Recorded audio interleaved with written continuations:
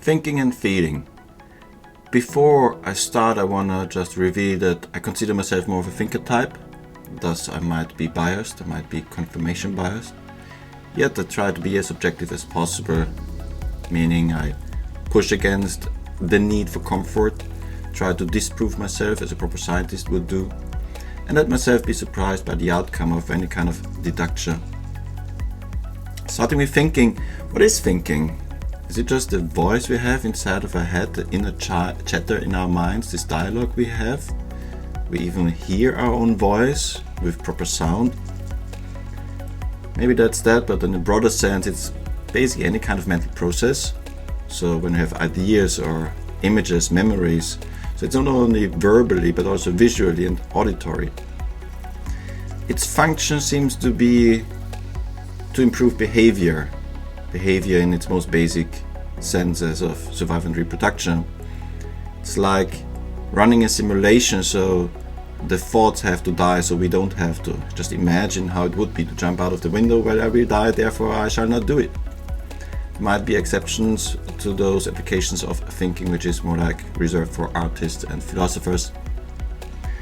Maybe also interesting to add to that is that there are not only two ways of behaving or thinking, rational versus irrational. There's also something which is called or non-rationality. So it's next to rationality but not necessarily irrational. The same with conforming. One can anti-conform but also non-conform, which is a more free expression of behavior. The goods and the bads about thinking. Well, definitely what is good about it, that it allows us to transcend the human nature, the flaws especially of it, Homo sapiens, right? Not Homo bestialis. We have things like in-group biases going on, prejudice, antisocial behavior, and it's very often rooted in some kind of confusion. And in order to see more clearly, to enlighten ourselves, we need to engage in these higher brain areas, I shall say. And although it's often repeated over and over again, being the present moment, it still allows us to think about the past and the future, not necessarily feel it. The past, the experiences, the lessons learned, and also planning into the future prevents us from doing the same mistakes again and again and allows us to improve. There's also something possible which is called rational compassion. Empathy is great, yet it is limited to the in-group, to the people we feel belonging to. Rational compassion is able to go beyond that. I think it was Paul Bloom or Steven Pinker which promotes that very much.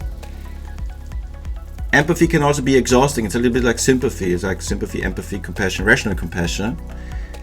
And instead of having this empathy, I see someone suffering, I suffer with them, which is the literal translation of empathos.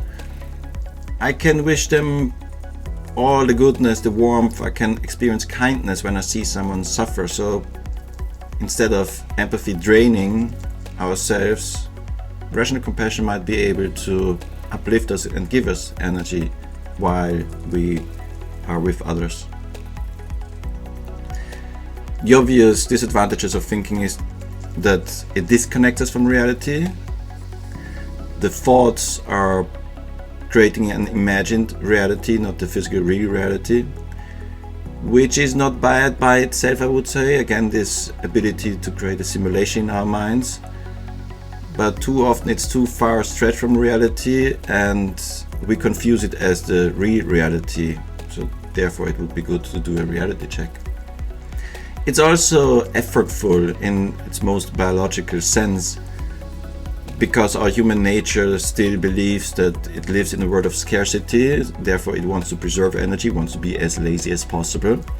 That's the base of all the heuristics we're using, like mental shortcuts like prejudice or stereotypes, generalizations, to save us from this very effortful process called thinking. It just consumes a lot of energy, ATP in the end. So by our nature, we are not very eager to think a lot. We'd rather be lazy.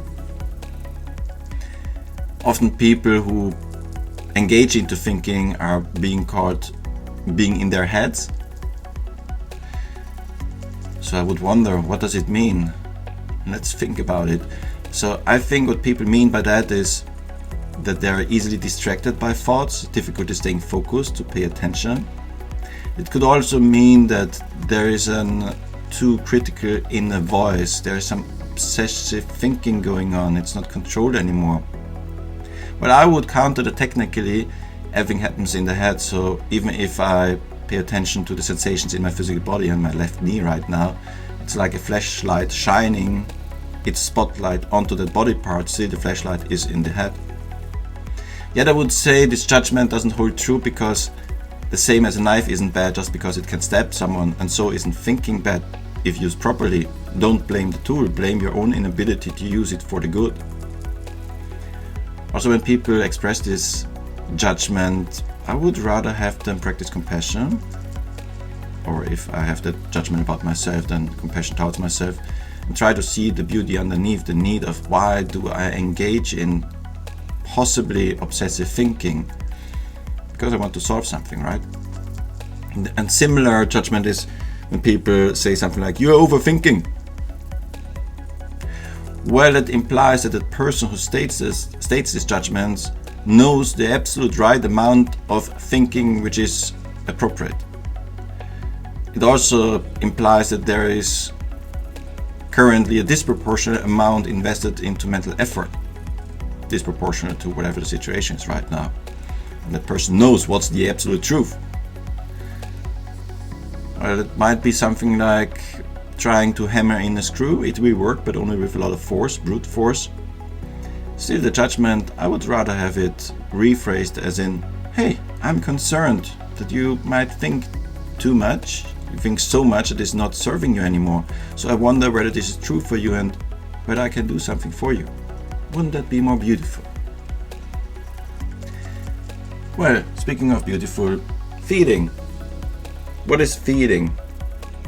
Is it just a mere interpretation of physiological activities, like physical sensations, like when there's tension in my chest, it's fear, when there's heat on my forehead, it's anger? Well, there are some experiments with accidentally giving a person not decaf coffee, but actually coffee with caffeine, and that person would then mistake it for love, or people being injected adrenaline or some placebo and then ask them questions on how they feel, and this to a certain extent seems to hold true. But on a more linguistic level, what does the word feel mean when people use it? Like as in I feel cold, it's indeed solely a reference to physical sensations. Sometimes it's also like I feel like you don't trust me, which is more like intuition or gut feeling. I would call it unconscious thinking. It's a guess, an assumption. And the third possible way to use the word feeling is in its actual meaning, I would say, emotions. I feel happy. Strange on a side note that when we talk about emotions that we always refer to the heart organ as the host of emotions, especially love. I wonder how comes, and also in Chinese culture the heart is more like where the logic resides, and it's not really responsible for feeling the emotions but rather directing them to the other organs. So it seems very culturally based what this organ, its function or relation to emotions are. But anyways, why do we have emotions is not clear yet. There's no agreement. Well, for threat detection, so survival, it's good to be afraid when there is a threat and to be angry to defend ourselves and set boundaries. Or general motivation, dopamine, right? Memory enhancement, when we learn something and there's intense emotions, we will remember it more likely. And social communication. In my opinion, every emotion has a purpose. It's not really desirable to differentiate them into good and bad or positive or negative emotions, but rather some are comfortable, some are less comfortable. Like fear, for example, I'm talking about rational fear, not irrational fear. That's something completely different in my opinion. Indicates danger, as I said before. Anger, boundary, disgust maintains our health, because we shall not eat what I feel disgusted of. Lonely, it's like hunger, like, an alert of like, hey, we need to engage socially more. Guilt and shame even are wonderful emotions, because they point out that maybe our behavior is not in alignment with our values. It might be an evolutionary feature of a sensation of an aggregated result of something which is happening deep down in our unconsciousness. It's processing information and presenting us this result as an emotion, as a feeling. Like when people say there's an energy in the room, what's basically happening, so it seems to me, is that we read micro expressions, body language and other cues, or sometimes there are some chemicals released in the air which we can communicate with each other. There's a nice story with a man going to a cave and there's a bear, he runs out and he kind of leaves some traces, some molecules into the air, and when I enter that room or that cave, I feel like, I get afraid, I shall get out of here.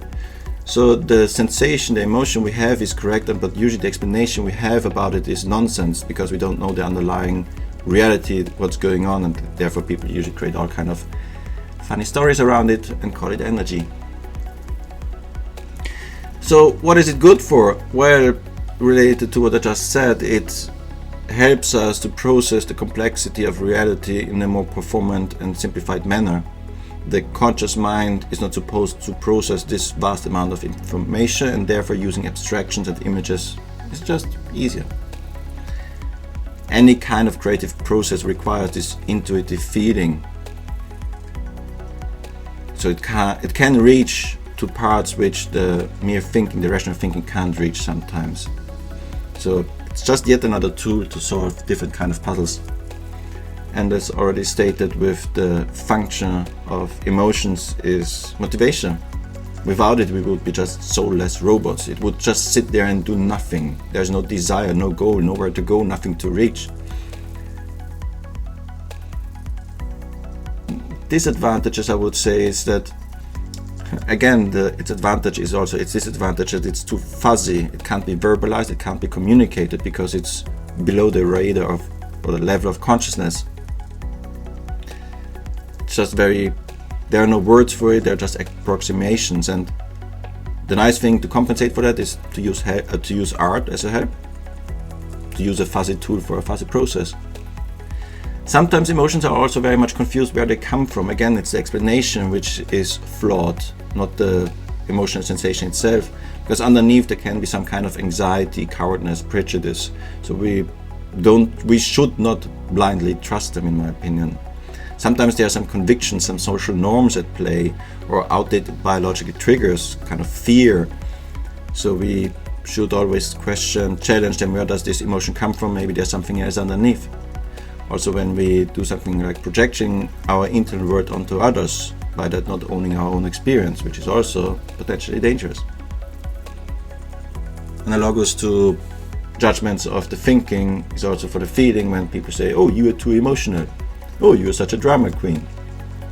Very strong judgments there, in my opinion, and often they're expressed when people feel uncomfortable with emotions and feel more comfortable with pure reason.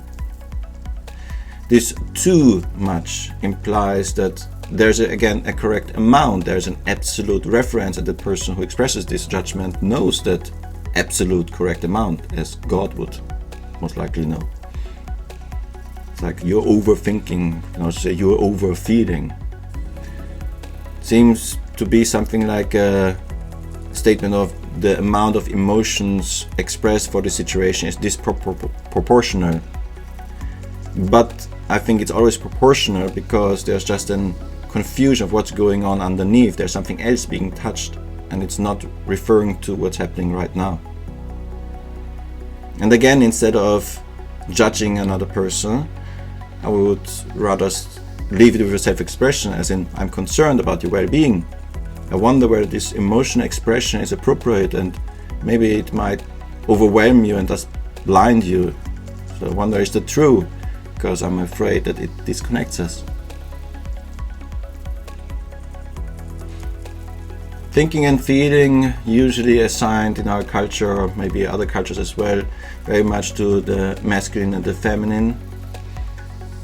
Like stereotypical traits to the masculine would be the cognition, to gather data first, to be analytical and conscious, or what Daniel Kahneman would refer to as slow thinking. It's effortful, it's conscious.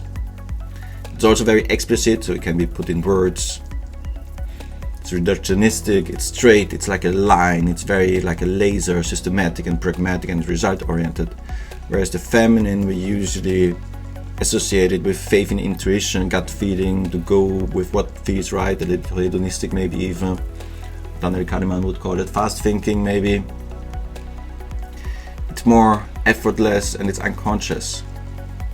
It's implicit, therefore it can be not expressed in words, it's abstract, and it's very holistic, integrated, circular.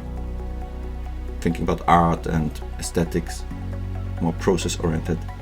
We live in a society where, and we live in a hyper-masculine society, let's put it that way, where ratio is more important than emotio, ratio over emotio. Thinking is more important than feeling, IQ is more important than EQ, emotional quotient. Look at our social structures, the hierarchies and everything about competition. Look at architecture, maybe except the Gaudi buildings. It's all very masculine, very rectangular, practical. So thus the masculine traits are more appreciated due to our social values. And this stereotypical social amplification led to something I would call to a cultural hyperdrive, to exaggerate what is. It's not nature or nurture, I think it's both. Thinking about men on the battlefield, they should not have empathy, they should be able to engage in anger to kill the enemy or protect the tribe and to build tools to fight. Women as childbearing, sex, biological sex, social skill seems to be more relevant to keep the harmony. That's kind of her battles to fight. And this natural base was exaggerated by society. And then in combination with this hyper-masculine society, then men, of course, seem to be of more importance, but that seems to be more like an arbitrary incident to me. It has very much to do, I would say, with a personal preference. We prefer what we are good at, what works for us. So people who are more analytical or intelligent, they prefer rationality, and people who are more empathetic or emotional prefer more intuition, like the old Greeks. With this image of a rider, the ratio, controlling the beast, the emotion.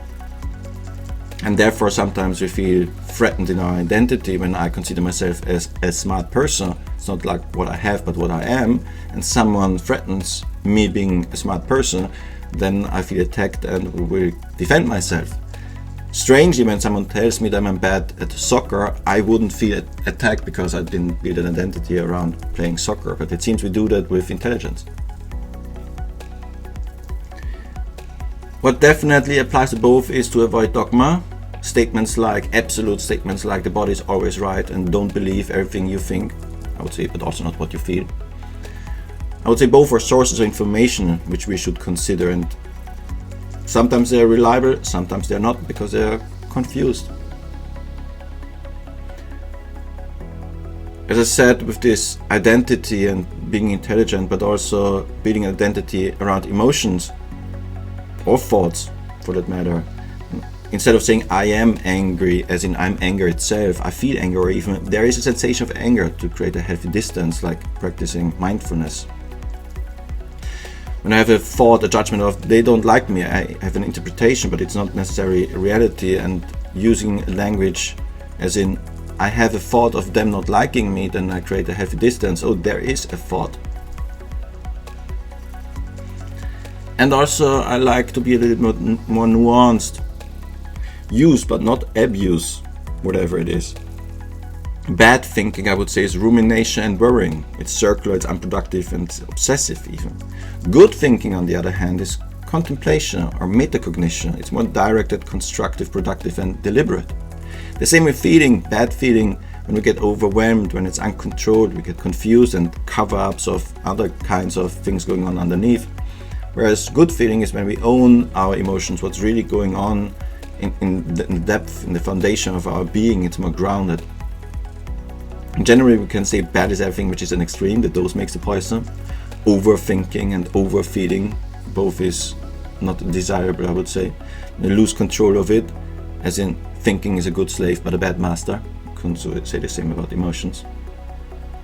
And when we don't own our thoughts and emotions, everything about self-empowerment requires that we own our interpretation, our emotion. Everything that happens is a stimulus but not the cause of our emotions. To bring back peace and harmony, I would say these two things, feeling and thinking, is like tools. They complement each other. And one is not better than the other. It always depends on the context and circumstances. So is a hammer or a screwdriver better or worse? Well, it depends whether I have a nail or a screw.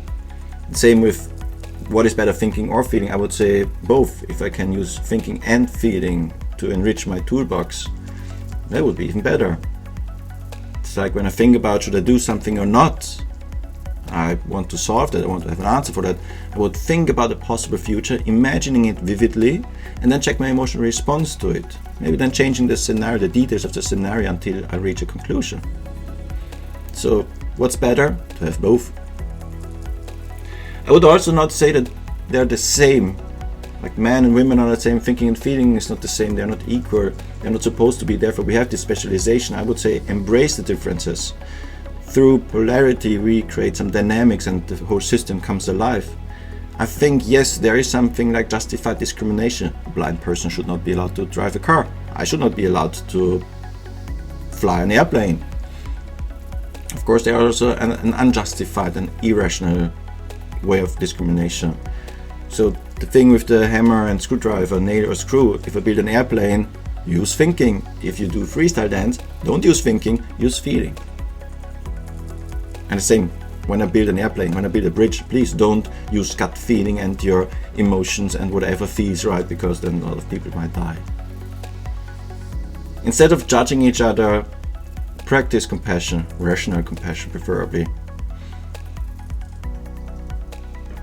Don't try to correct them, even if you're right, or especially when you're right. Maybe emphasize more the connection. Stay curious, listen in order to understand, not in order to reply, and also express yourself from a point of view of self-expression. There's this statement of what A says about B says more about A than about B. And lastly, use mindfulness as a meta skill. Like to be aware, it's a very diplomatic solution because it leaves thinking and feeling at the bottom and it puts itself on top of both. Or to say mindfulness, like don't jump on the train of any thought or emotion, but just observe it coming and leaving.